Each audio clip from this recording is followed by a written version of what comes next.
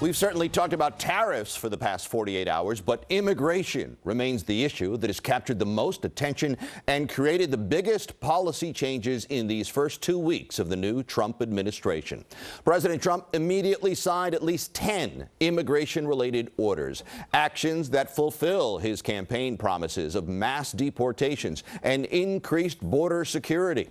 Some of those actions have already led to changes. Some face legal action, and some may take weeks or even years to take shape.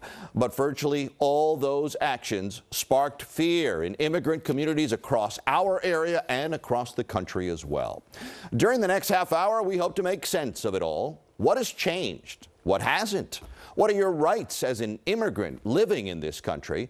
And what can we expect throughout the next few days and next 4 years of the Trump administration? We begin with a look at the immigration policies that changed in the past 14 days. Sonia Rincon joins us now. And Sonia, those changes, they are many. Yeah, Joe, you mentioned the talk of tariffs today as part of deals to delay stiff new tariffs. Mexico and Canada each agreed to deploy 10,000 additional troops to their respective borders with the U.S. to help in part stop the flow of migrants. It's just the latest example of how immigration remains right at the top of President Trump's agenda. Late this afternoon, Defense Secretary Pete Hegseth made his first visit to the U.S.-Mexico border as President Trump vows to stop migrants from crossing into the United States. This is a new era at the southern border. Another member of the administration, Homeland Security Secretary Kristi Noem, was here in New York last week, going along on an ICE raid. We're in New York City this spring. We are getting the dirt bags off these streets. It was one of many across the nation since Mr. Trump took office. In fact, in the final 6 days of the month, 5,843 people were arrested, according to immigration and customs officials.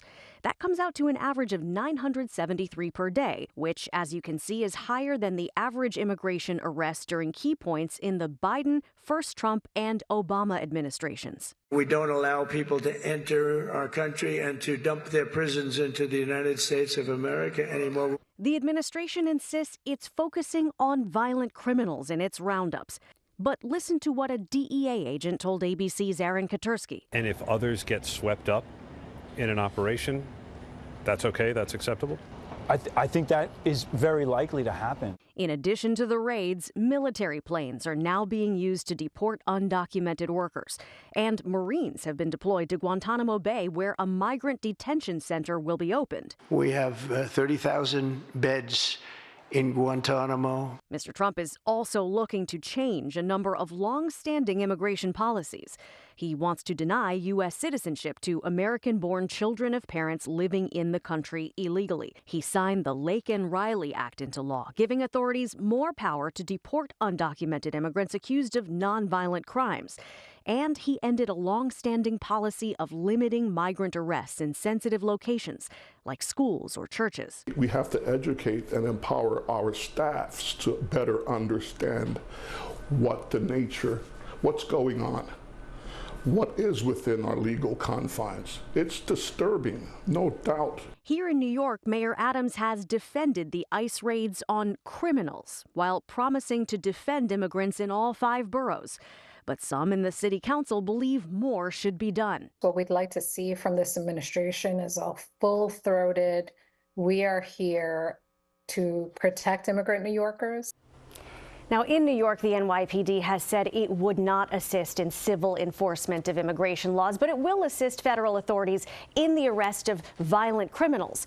On February 11th, Mayor Adams and 3 other mayors of sanctuary cities will testify before a House Oversight Committee about their policies, seen as a refusal to fully cooperate with federal immigration enforcement. Joe?